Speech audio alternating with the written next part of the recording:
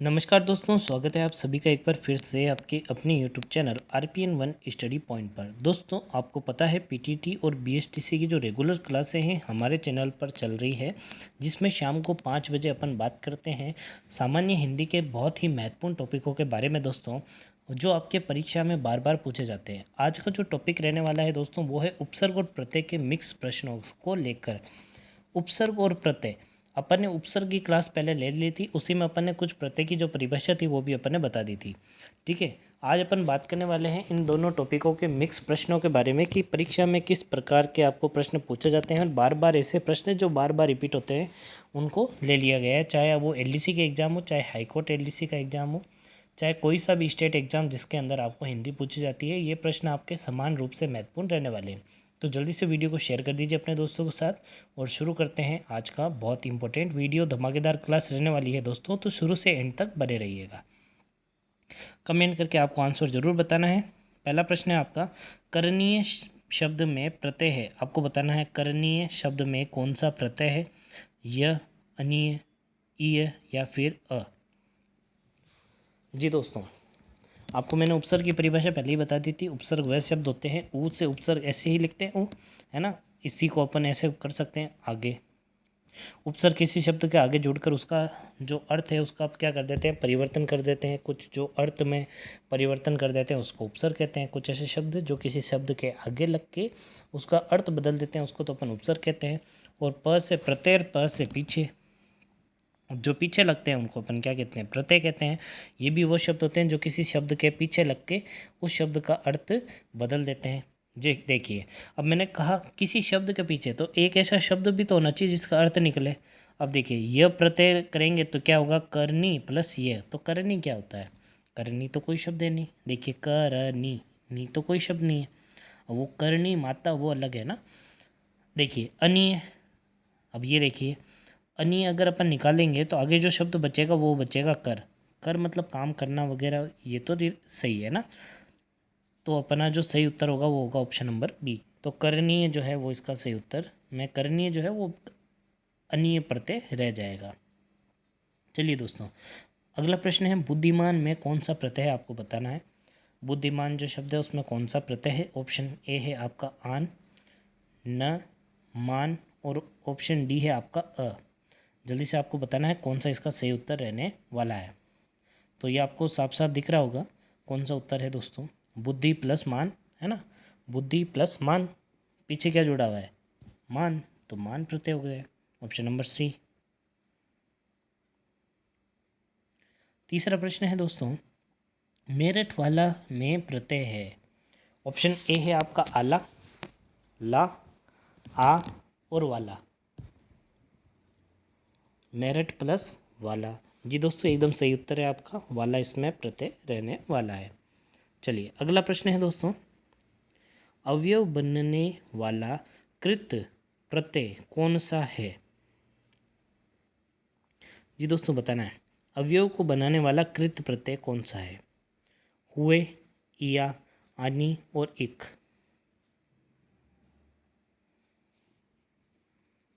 जी दोस्तों, अपन ने बात की थी अवयव वे शब्द होते हैं, ऐसे शब्द जिनका वचन, लिंग और कोई भी ऐसा संज्ञा शब्द, मतलब जिनको अपन वचन और लिंग के आधार पर अलग अलग नहीं कर सकते, उसको अपन क्या कहते हैं, अवयव कहते हैं। तो कृत प्रत्यय बनाने वाला कौन सा अवयव है आपको बताना है। जी दोस्तों याद रखना है, ऐसा अवयव जो कृत प्रत्यय बनाता है, ठीक है, वो है आपका हुए। ठीक है, अगला प्रश्न है दोस्तों, डाक खाना में कौन सा प्रत्यय है। आसान है, ऑप्शन देखने की जरूरत नहीं होनी चाहिए। अच्छा, आपसे ये प्रश्न पूछा है हिंदी प्रत्यय है या फिर संस्कृत प्रत्यय है या फिर विदेशी प्रत्यय है या फिर ए और बी दोनों। देखिए शब्द आपको दिया हुआ है डाक खाना, है ना। अब बताइए कौन सा है, हिंदी है, संस्कृत है या फिर ए और बी दोनों या फिर विदेशी। जल्दी से उत्तर देना। कौन सा प्रत्यय पूछा गया है, खाना प्रत्यय। कौन सा प्रत्यय, खाना जो है वो कौन से प्रत्यय। खाना एक क्रिया भी है, खाना क्रिया भी है जिसके अंदर अपन किसी चीज़ को खाते हैं, ईट करते हैं ना।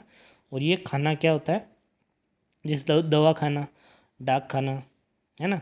ये किसी जगह को बताते हैं। तो दोस्तों याद रखना, ना तो हिंदी प्रत्यय है ना ही संस्कृत प्रत्यय है। ये जो शब्द है ना खाना, किसी जगह को जो रिप्रेजेंट करता है, खाना जो शब्द जो किसी जगह के लिए आता है, किसी स्थान के लिए आता है, तो वो आपके विदेशी शब्द में माना जाएगा। चलिए दोस्तों, अगला प्रश्न है दोस्तों, जल्दी से आपको उत्तर बताना है। कमज़ोर में कौन सा उपसर्ग है? कमज़ोर के अंदर कौन सा उपसर्ग है? उर्दू, अंग्रेजी, हिंदी या फिर संस्कृत? देखिए उपसर्ग तो कौन सा है? कम है ना। कम कौन सा उपसर्ग है, अब आपको ये बताना है। उर्दू, उर्दू है ये ना। और अंग्रेजी, अंग्रेजी है, उर्दू है, और हिंदी और संस्कृत। जी दोस्तों, बात करें इसके सही उत्तर की, तो आपको याद रखना है ये भी कौन सा है? विदेशी उपसर्ग, जो कि है उर्दू। इससे पहले अपन ने खाना भी बात किया था, खाना भी कैसा था? विदेशी था, और वो भी कौन सा उपसर्ग था? उर्दू उपसर्ग था दोस्तों। चलिए दोस्तों, अगले प्रश्न की तरफ चलते हैं। अगला प्रश्न है आपका, दुर्दिन में कौन सा उपसर्ग है? आपको बताना है दुर्दिन में कौन सा उपसर्ग है। उपसर्ग पूछा है, मतलब आगे जुड़ना चाहिए। चलिए, दू प्लस द्रिन नहीं बना, दुर प्लस दिन, ये सही लग रहा है, लेकिन आगे भी देख लीजिए। आगे तो दिया हुआ अ और उ, ये तो है ही नहीं हो सकते। ऑप्शन स और द हो नहीं सकते, तो ऑप्शन बी सही होगा, दुर प्लस दिन।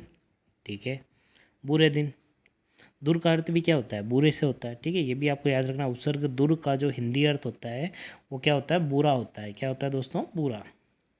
चलिए, अगला प्रश्न है दोस्तों, अनुव्रति में कौन सा उपसर्ग है? आपको बताना है। अनु, अ, अन, व, अनु। चलिए, अ प्लस नुवर्ती हो नहीं सकता भाई, ऑप्शन बी नहीं हो सकता। अन प्लस उवर्ती, ये भी नहीं हो सकता। अब देखिए, अनु प्लस वर्ती, ये तो बन रहा है, ठीक है, लेकिन अब देखिए ऑप्शन द के अंदर अनु है, लेकिन ऊ की मात्रा जो है वो बड़ी है, तो ये भी नहीं होगा। ऑप्शन नंबर ए इसका करेक्ट आंसर हो जाएगा। देखिए, बहुत सरल टॉपिक है दोस्तों, अच्छे प्रश्न आएंगे और आपको एक भी प्रश्न को गलत नहीं करना है। अगला प्रश्न है दोस्तों, प्रतिक्षण में कौन सा उपसर्ग है? आपको बताना है प्रतिक्षण में कौन सा उपसर्ग है। प्र, अ, पर और प्रति। जी दोस्तों, बात करें इसके सही उत्तर की, तो इसका जो सही उत्तर होगा वो प्रति प्लस क्षण, मतलब प्रतिक्षण। ऑप्शन डी इसका करेक्ट आंसर हो जाएगा। चलिए,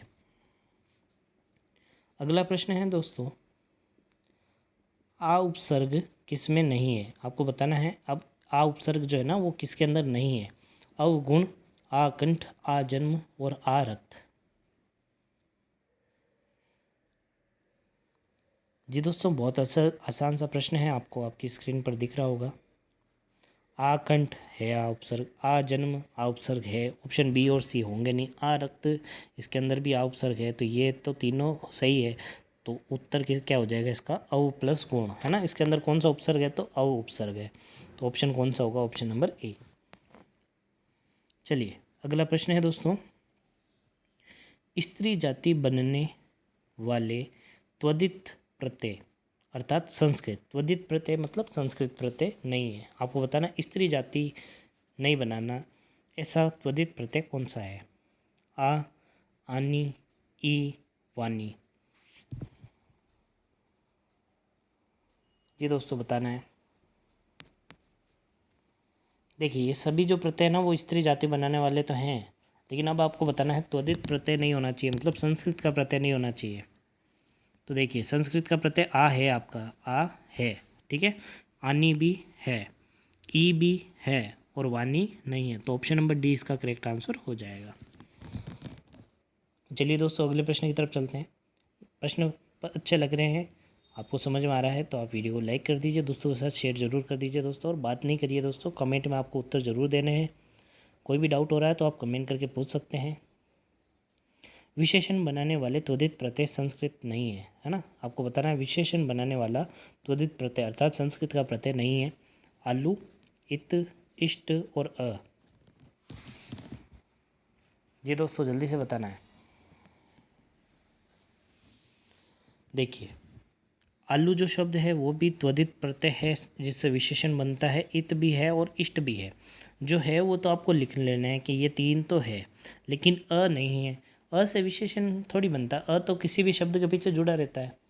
है ना। अ तो किसी भी शब्द के पीछे जुड़ा रहता है। अ से संज्ञा भी बन सकती है, विशेषण भी बन सकते हैं, सर्वनाम भी बन सकती है ना। तो ये आपका जो उत्तर होगा वो होगा ऑप्शन नंबर द। चलिए अगला है आपका संज्ञा बनाने वाले त्वरित प्रत्यय नहीं है। बहुत अच्छे प्रश्न हैं दोस्तों। ऐसा ही आपको मतलब अब भी मैंने कोष्टक में दे रखा है संस्कृत। परीक्षा में आपसे पूछ ले कि संज्ञा बनाने वाला त्वरित प्रत्यय नहीं है, तो पहले आपको पता होना चाहिए त्वरित प्रत्यय का अर्थ है संस्कृत का प्रत्यय नहीं है। तो ऑप्शन है आपके अ, या, ई और इक। कौन सा ऐसा शब्द है जिससे संज्ञा तो बनती है लेकिन लेकिन मतलब देखिए संज्ञा नहीं बननी चाहिए, त्वरित प्रत्यय होना चाहिए, है ना। त्वरित प्रत्यय होना चाहिए और संज्ञा भी बननी चाहिए। ऐसे कौन से तीन शब्द है, चौथा नहीं आपको बताना है। तो याद रखना है अ तो है, या भी है, बड़ी ई भी है, लेकिन एक प्रत्यय नहीं है। तो आपको याद रखना है संज्ञा शब्द नहीं बनता है ऐसा त्वरित प्रत्यय कौन सा है। चलिए कौन कौन सा है तो आपको याद रखना है अ, या और बड़ी ई। चलिए संज्ञा बनाने वाले कृत प्रत्यय नहीं है जी दोस्तों, बताइए। ती, या, सा या आवा। देखिए याद रखना है जिसे दिखावा, ठीक है। दिख और दिखावा, दिख से क्या बन गया दिखावा। अब देखिए अब ये प्रत्यय तो है लेकिन संस्कृत प्रत्यय नहीं है, कृत प्रत्यय नहीं है। तो ऑप्शन नंबर डी जो है वो इसका करेक्ट आंसर हो जाएगा। जो भी प्रश्न है बार बार पूछे गए हैं दोस्तों। जी दोस्तों अगला प्रश्न है निर्णय में उपसर्ग है, आपको बताना है निर्णय में कौन सा उपसर्ग है। नी, निर, ई और नी। बोल रहे हैं तभी पता चल रहा है निर्णय निर्णय, है ना। नी नहीं निर्णय, है ना। तो उपसर्ग कौन सा होगा दोस्तों, निरुपसर्ग होने वाला है। ऑप्शन नंबर बी इसका करेक्ट आंसर हो जाएगा। चलिए दोस्तों जी दोस्तों कल की जो क्लास है वो किसी तकनीकी कारणों से नहीं हो पाई थी, और जो छंद का जो टॉपिक है वो अभी अपन जल्दी ही अगली क्लासों में पढ़ लेंगे, क्योंकि अपन ने पहले उपसर्ग पढ़ लिए थे तो फिर अपन ने उपसर्ग और प्रत्यय की मिक्स प्रश्नोत्तरी कर ली, जिससे आपको ये टॉपिक पूरा क्लियर हो जाए। ये बार बार पूछे जाने वाले प्रश्न हैं दोस्तों, और अच्छे प्रश्न हैं ना। आपसे बहुत छोटे छोटे नहीं पूछ रहे कि भाई लिखावट में कौन सा प्रत्यय बताइए। अब देखिए प्रश्न आपको लेवल से ही पता लग रहा होगा कि कैसे प्रश्न है, परीक्षा में ऐसे प्रश्न पूछे जाते हैं, लेकिन आपको ऐसे सरल भी आने चाहिए। जैसे लिखावट में कौन सा है, तो आवट प्रत्यय उसमें जुड़ा हुआ है। अब जैसे अगला प्रश्न है किसमें स्व उपसर्ग नहीं है, स्व उपसर्ग नहीं है। तो पहला ऑप्शन है स्वतंत्र, है इसमें तो। स्वयंवर, स्वयं स्वर, ठीक है। अगला है स्वराज्य, और ऑप्शन डी है दोस्तों स्वदेश। जल्दी से बताना है कौन सा जिसके अंदर स्व उपसर्ग नहीं है। स्व प्लस राज्य बन रहा है ना, तो है भाई इसमें। स्व प्लस देश इसमें भी बन रहा है, बन रहा है। अब देखिए अब ऑप्शन बी को देखिए, आगे स्व आ रहा है ना।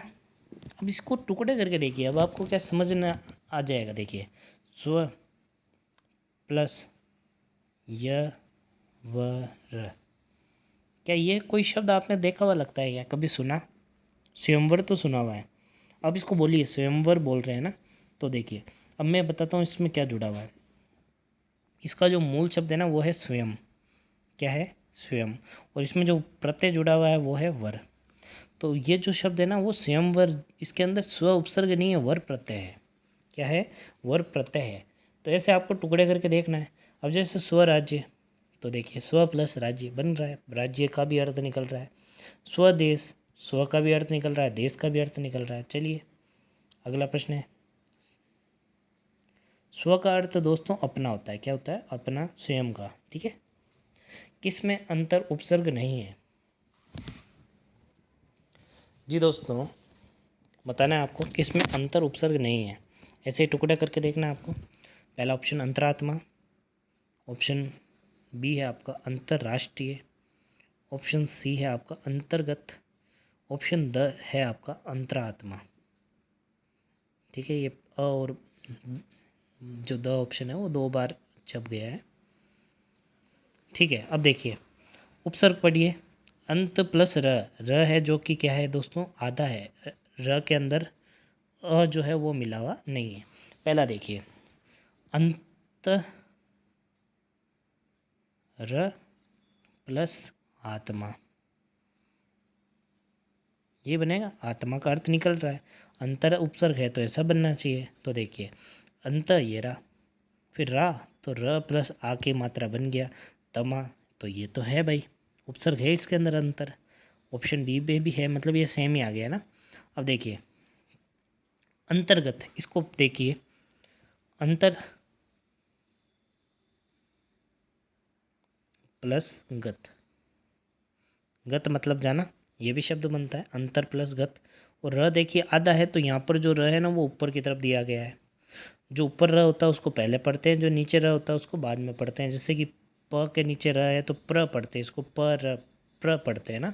और जो अंतर्गत में लिखा गया है तो इसको अपन अंतर, देखिए अंतर्गत पढ़ रहे हैं, इस ग से पहले र को पढ़ रहे हैं, है ना। तो र जो है वो आधा दिया हुआ है, लेकिन अंतर्राष्ट्रीय में जो र है ना वो पूरा है, और यहाँ पर जो है र आधा है। राष्ट्रीय के अंदर ऐसा कोई भी स्वर नहीं है जो र को पूरा कर सके। तो ऑप्शन नंबर 20 का करेक्ट आंसर हो जाएगा। चलिए दोस्तों अगला प्रश्न है, सम उपसर्ग नहीं आपको बताना है, इसी तरीके से टुकड़े करने हैं, अभी बन जाएगा। समतल सही है, समकोण सही है, समकक्ष सही है, सशर्त, सम आ ही नहीं रहा है इसमें, तो साफ साफ दिख रहा है, श प्लस शर्त, स उपसर्ग है इसमें। Option number C correct answer हो जाएगा, है ना। बहुत ही सरल है दोस्तों। और जिन्होंने उपसर्ग की क्लास नहीं देखी है तो चैनल पर प्लेलिस्ट बनी हुई है, कौन कौन से उपसर्ग होते हैं, क्या क्या शब्द बनते हैं, अपन ने वो बात कर रखी है। जो देसी उपसर्ग है, जो विदेशी उपसर्ग है, संस्कृत के उपसर्ग है, सभी अपन ने बात कर ली है। चलिए दोस्तों अगला है नी उपसर्ग नहीं, आपको बताना है कौन सा उपसर्ग है, कौन सा ऐसा शब्द है जिसके अंदर नी उपसर्ग नहीं है। पहला है आपका निरोध, न्याय, न्यस्त और नीरस, ऐसा शब्द जिसके अंदर नी उपसर्ग नहीं है। अच्छा प्रश्न है दोस्तों, देखो जो नी है ना वो आपसे पूछा गया है ये वाला, है ना, नी ये वाला छोटा, तो निरोध के अंदर तो है। लेकिन अब इस नी से ध्यान रखना, आपने संधि टॉपिक पढ़ा होगा, तो संधि में जो टॉपिक अपन ने पढ़े थे, यदि आप संधि पढ़ेंगे तो आप देखेंगे कुछ ऐसी संधियाँ होती है जिसके अंदर अपन मात्रा को हटा के उस शब्द को आधा कर देते हैं। तो न्याय के अंदर भी बन रहा है, न्यस्त के अंदर भी बनता है। तो न्याय और न्यस्त ये दो बहुत ही इंपॉर्टेंट टॉपिक है, इसके अंदर पूछ ले उपसर्ग कौन सा है, तो आपका आएगा नी उपसर्ग, जिसके अंदर छोटी ई की मात्रा हो। नीरस के अंदर बड़ी नी वाला जो है वो उपसर्ग है। तो इसका जो उत्तर रहने वाला है वो रहने वाला है ऑप्शन नंबर डी, ठीक है, नी प्लस रस, ठीक है। अब आपको याद रखना न्याय और न्यस्त, इसके अंदर कौन सा उपसर्ग है, छोटी नी, कौन सी, छोटी नी। चलिए दोस्तों अगला प्रश्न है, गी प्रत्यय नहीं है, इसके अंदर गी प्रत्यय नहीं है, सादगी, बानवी, बानगी, जानकी और खानगी।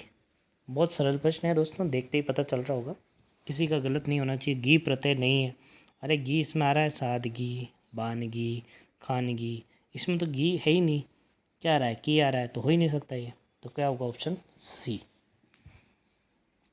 चलिए अगला प्रश्न है दोस्तों, राजपूताना में कौन सा प्रत्यय है, जल्दी से बताना है, आ, आना, ना और अ। बहुत सरल प्रश्न है दोस्तों, किसी का भी गलत नहीं होना चाहिए। राजपूताना, राजपूत प्लस आना, है ना, राजपूत प्लस आना, मूल शब्द कौन सा है, राजपूत, है ना, राजा का पूत प्लस आना जी। तो आप सभी जानते हैं इसमें जो उत्तर होगा वो होगा दोस्तों ऑप्शन नंबर आपका बी, आना प्रत्यय रहने वाला है। चलिए अगला प्रश्न है दोस्तों, यह प्रत्यय नहीं है, आपको बताना है ऐसा कौन सा शब्द है जिसके अंदर यह प्रत्यय नहीं है। ऐश्वर्य, काव्य, आदित्य और बिटिया। जी दोस्तों अच्छा प्रश्न है, बहुत बार पूछा जाता है, जो इसका उत्तर है ना वो बहुत बार पूछा जाता है कि इसके अंदर कौन सा प्रत्यय है। तो ये अपन ने इसको उल्टा कर दिया, आपसे पूछा है यह प्रत्यय किसके अंदर नहीं है। जी दोस्तों याद रखना है बिटिया जो है उसके अंदर यह प्रत्यय नहीं है, ठीक है। चलिए अगला प्रश्न है दोस्तों, अप्रत्यय नहीं है, ऐसा कौन सा शब्द है जिसके अंदर अप्रत्यय नहीं है। मानव, गांगे, कौशल, सौर। जी दोस्तों, जल्दी से बताना है। अच्छा शब्द है जिसके अंदर अ प्रत्यय नहीं है।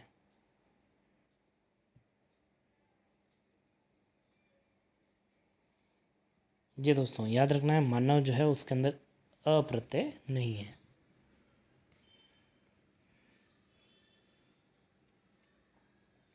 यदि किसी शब्द में ई, अ, य, अय, अयन आदि प्रत्यय जोड़कर संधि कार्य हो रहा है तो शब्द के प्रथम स्वर में ई, बड़ी ई, ए पर क्या बदलाव आएगा?